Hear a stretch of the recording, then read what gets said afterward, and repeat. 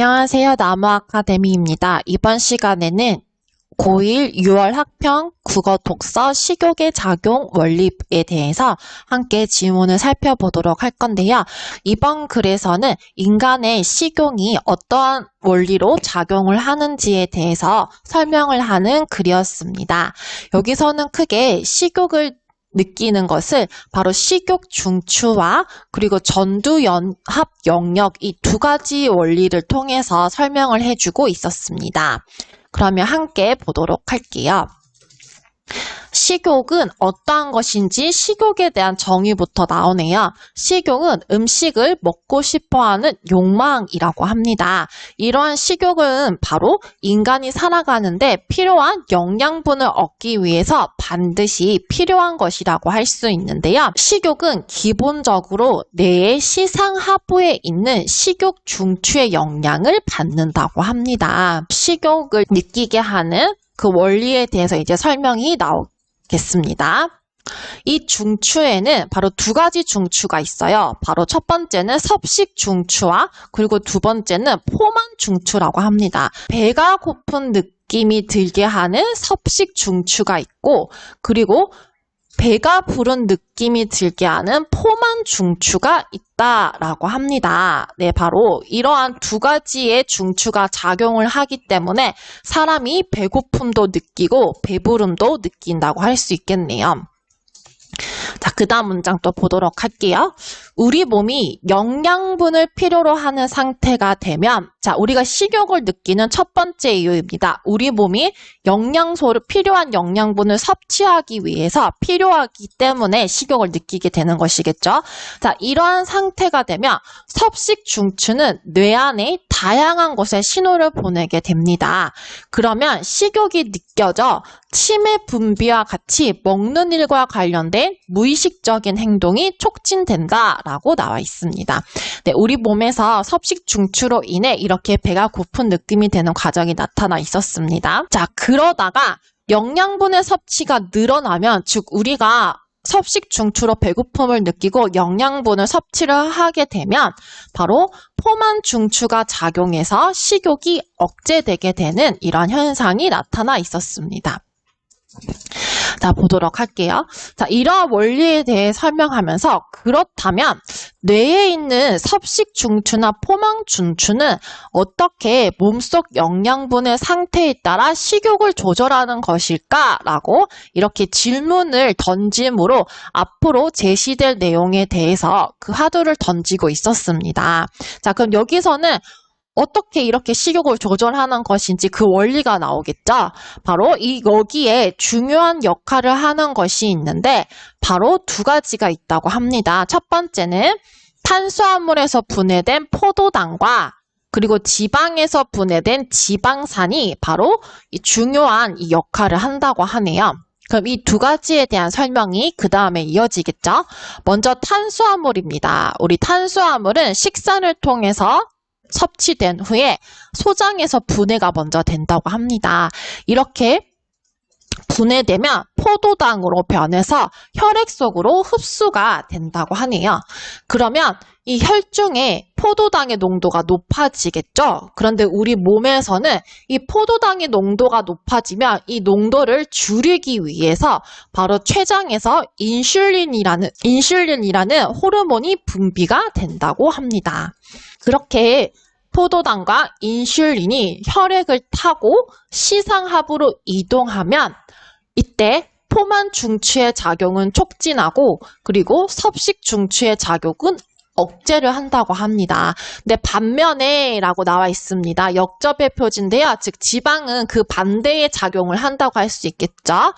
지방은 피부 아래의 조직에 중성지방의 형태로 원래는 저장되어 있습니다. 그런데 우리가 공복 상태, 즉 음식을 섭취하지 않은 상태가 길어지게 되면 혈액 속으로 흘러가서 간으로 운반되게 됩니다. 그러면 부족한 에너지를 보충하기 위해서 간에서 중성지방이 분해되고 이 과정에서 생긴 지방산이 바로 혈액을 타고 시상하부로 이동해서 바로 여기서는 섭식 중추의 작용을 촉진하고 포만 중추의 작용은 억제한다라고 나와 있습니다. 네, 여러분 섭식 중추의 작용을 촉진한다는 것은 네, 맞습니다. 바로 우리가 배고픔을 느끼게 해서 음식을 섭취하도록 하는 것이겠죠. 앞서 우리가 살펴본 작용의 원리에 따라서 우리의 식욕은 자연스럽게 조절된다라고 나와 있습니다. 네, 여러분 여기서는 바로 섭식 중추를 통한 식욕의 원리가 나와 있었습니다. 그리고 두 번째 우리가 인간의 식욕을 느끼는 원인 중에 전두연합 영역의 기능이 있다고 했었죠. 근데 여기 또 보도록 할게요. 그런데 우리는 온전히 영양분 섭취만을 목적으로 식욕을 느끼는 것은 아니다라고 합니다.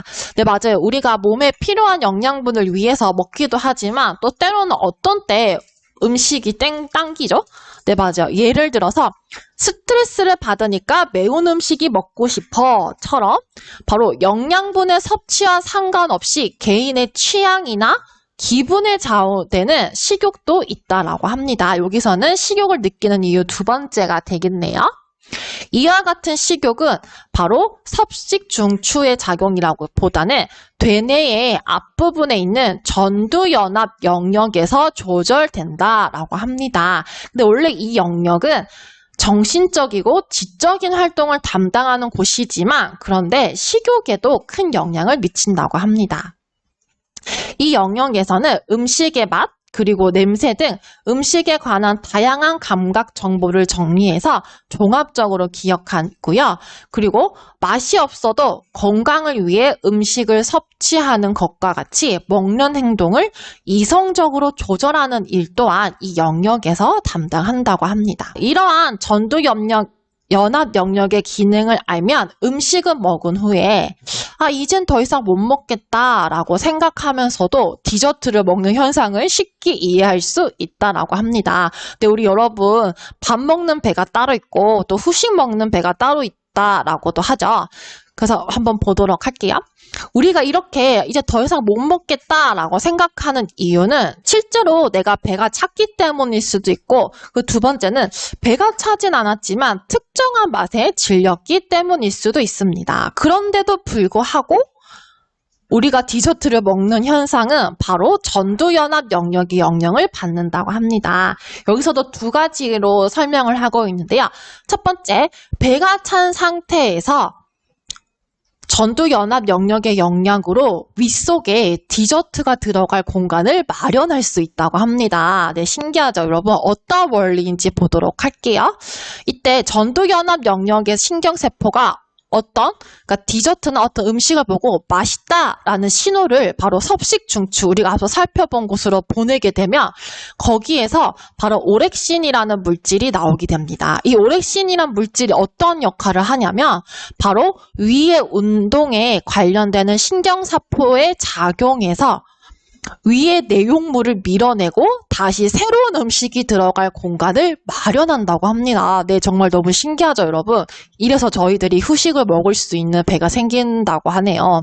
그리고 다음으로 배가 차진 않았지만 전두연합 영역의 영향으로 특정한 맛에 질릴 수 있다라고 합니다. 그래서 우리가 매운 음식을 먹다가 보면 배가 차진 않았지만 그 맛에 우리 연합 영역 영역으로 질릴 수 있다는 것이죠. 그렇게 되고 나면 식사 후에 되게 사람들이 단맛의 음식을 먹고 싶어 하잖아요. 그게 바로 주식이나 반찬에는 그 정도의 단맛을 내는 음식이 없기 때문이라고 합니다. 네, 바로 우리가 이렇게 식사 후에 단 음식이 먹고 싶었던 이유가 이와 같이 나오고 있었습니다. 따라서 우리가 디저트 먹을 배는 따로 있다라고 하는 것은 바로 생물학적으로 충분히 설득력 있는 표현이 되는 것이다 라고 나와 있었습니다. 네, 이러한 전두연합 영역의 기능으로 우리가 많이 먹었던 것 같네요. 자, 그리고 이렇게 다양한 학평 변형 문제도 있으니 함께 풀어보시기 바랍니다. 이 모든 문제는 나무 아카데미에서 이용하실 수 있습니다.